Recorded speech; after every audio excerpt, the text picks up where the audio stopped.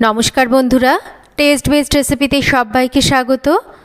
আমার আজকের রেসিপি আলু দিয়ে চিকেনের ঝাল ঝাল পাতলা ঝোল। খুব ইজি একটা রেসিপি, খুব সিম্পলভাবে তৈরি করে নেওয়া যায়।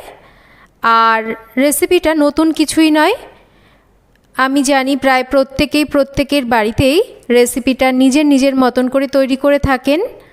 তবে আমি কিভাবে আমার বাড়িতে এইভাবে চিকেনের পাতলা ঝোল আলু দিয়ে তৈরি করি সেটাই আজকের পর্বে বানিয়ে দেখাবো।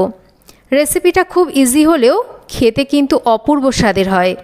গরম ভাতের সাথে বা রুটি পরোটা লুচির সাথে এই রকম যদি পাতলা ঝাল ঝাল চিকেনের ঝোল থাকে তাহলে কিন্তু বেশ ভালো লাগে। তো আজকের চিকেনের রেসিপিটা বানানোর জন্য এখানে আমি নিয়ে নিয়েছি 750 গ্রাম চিকেন। ভালো করে ধুয়ে পরিষ্কার করে জল ঝরিয়ে নিয়েছি।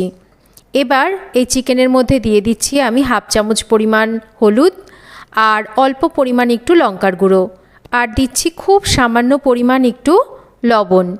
লবণের পরিমাণ কিন্তু খুব অল্প দিতে হবে এই সময়, পরে কিন্তু বাদবাকি মশলাগুলো আমি রান্নার সময় ব্যবহার করব। দিয়ে দিচ্ছি এখানে 1.5 টেবিল চামচ মতন সর্ষের তেল। এবার খুব ভালো করে এই মশলাপাতিগুলোকে চিকেনের সাথে মেখে নেব। এই মাখাটা কিন্তু খুব ভালো করে মাখতে হবে যাতে চিকেনের গায়ে ভালো করে মশলার কোটিংটা লাগে। তো খুব ভালো করে আমি মিনিট 5 সময় ধরে চিকেনের সাথে এই মশলাগুলোকে মেখে নিয়েছি। মশলা মেখে নেওয়ার পর এই চিকেনটাকে আমি একটা সাইডে রেখে দেব মিনিট 5 মতন। ততক্ষণ আমি মশলা বানিয়ে নেব। আর তার জন্য আমি মিক্সিং জারে নিয়ে নিচ্ছি এখানে অল্প করে একটু আদা, তার সাথে নিচ্ছি এখানে কাঁচা পাকা লঙ্কা, আর নিচ্ছি অল্প করে একটু রসুন, সামান্য পরিমাণ একটু পেঁয়াজ দিচ্ছি। আর এবার সামান্য জল দিয়ে আমি এই সমস্ত মশলাকে বেটে নেব। একটু কাঁচা পাকা লঙ্কা মিশিয়ে দিলে চিকেনের কালারটা কিন্তু ভালো আসে। মশলা তৈরি হয়ে গেছে। রান্নার জন্য সর্ষের তেল গরম করে নেব। খুব ভালো করে তেলটাকে প্রথমে গরম করে নিয়েছি। আর চিকেনে দেওয়ার জন্য আমি দেখুন এখানে আলু কেটে নিয়েছি। একটু বড় বড় টুকরো করেই আলুর টুকরোগুলোকে কেটেছি। এবার আলুগুলোকে একটু ভেজে নেব।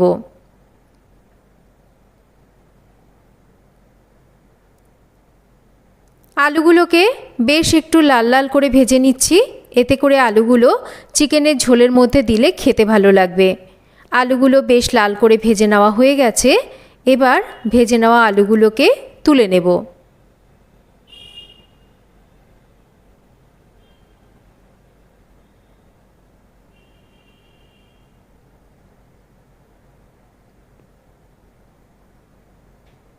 এবার ম্যারিনেট করে নেওয়া চিকেনগুলোকে একটু ভেজে নেব।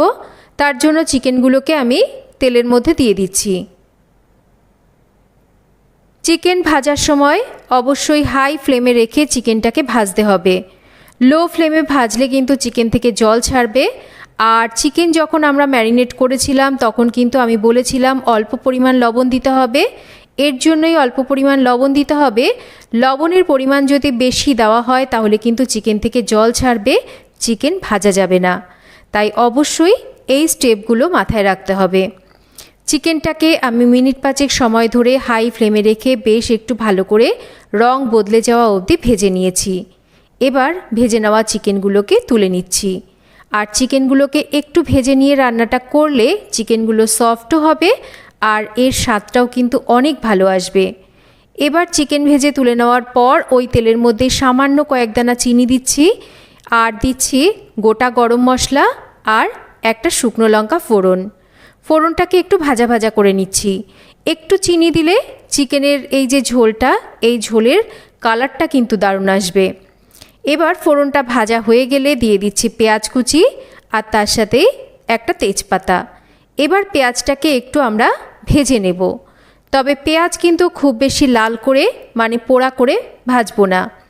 একটু সময় ধরে পেঁয়াজটাকে বেশ একটু নরম করে সোনালি রং ধরে আসা অবধি ভেজে নিয়েছি। এবার আমি এখানে যে মশলাটা বানিয়ে রেখেছিলাম সেই মশলাটা দিয়ে দিচ্ছি।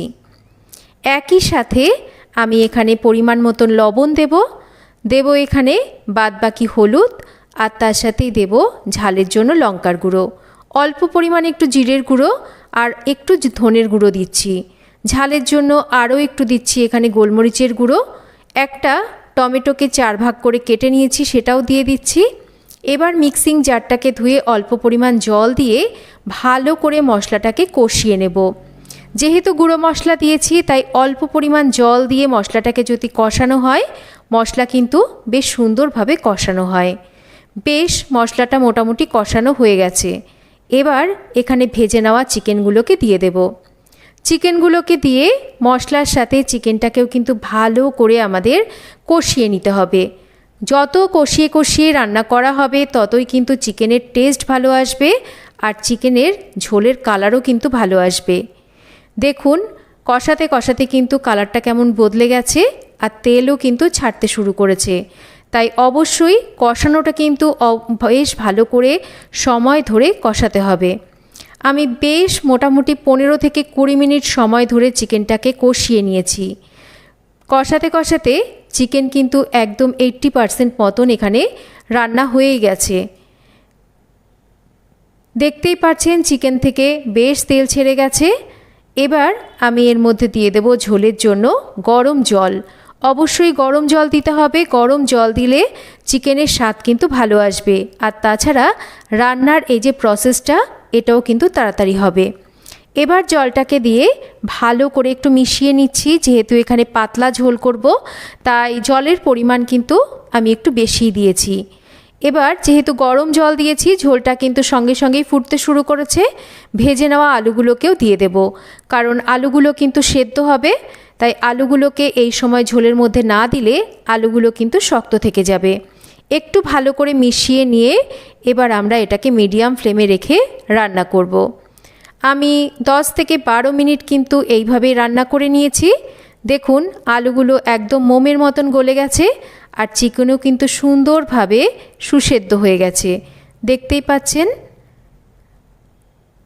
এবার এর মধ্যে দিয়ে দেব একটু গরম মশলা। গরম মশলা গুঁড়োটাকে দিয়ে ভালো করে একটু মিশিয়ে নেব আর মিডিয়াম ফ্লেমে রেখে আরও 2-3 মিনিট রান্না করে নেব। খুব ইজি একটা চিকেনের ঝোলের রেসিপি। প্রায় প্রত্যেকের বাড়িতেই রেসিপিটা নিজের মতন করে তৈরি করে থাকেন। আমি কিভাবে আমার বাড়িতে তৈরি করি সেটাই কিন্তু আজকে খুব ইজিভাবে আপনাদের সাথে শেয়ার করেছি। চিকেনের ঝোল আমাদের একদম রেডি। এই রকম একটা যদি আলু দিয়ে লাল লাল করে ঝাল ঝাল করে চিকেনের ঝোল থাকে তাহলে কিন্তু গরম গরম ধোয়া ওঠা ভাতের সাথে একটু লেবু চিপড়ে বা রুটি বা পরোটা বা লুচির সাথে খেতে কিন্তু অসম্ভব ভালো লাগে। খুব ইজি একটা রেসিপি।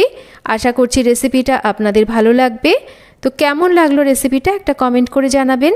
যদি রেসিপি ভালো লেগে থাকে অবশ্যই একটা লাইক করবেন, রেসিপিটা শেয়ার করবেন। আর যদি চ্যানেল সাবস্ক্রাইব করা না থাকে চ্যানেলটাকে সাবস্ক্রাইব করবেন। সবাই ভালো থাকবেন। আবার ফিরে আসব নতুন কোনো রেসিপি নিয়ে। এতক্ষণ আমার সাথে থাকার জন্য অসংখ্য ধন্যবাদ।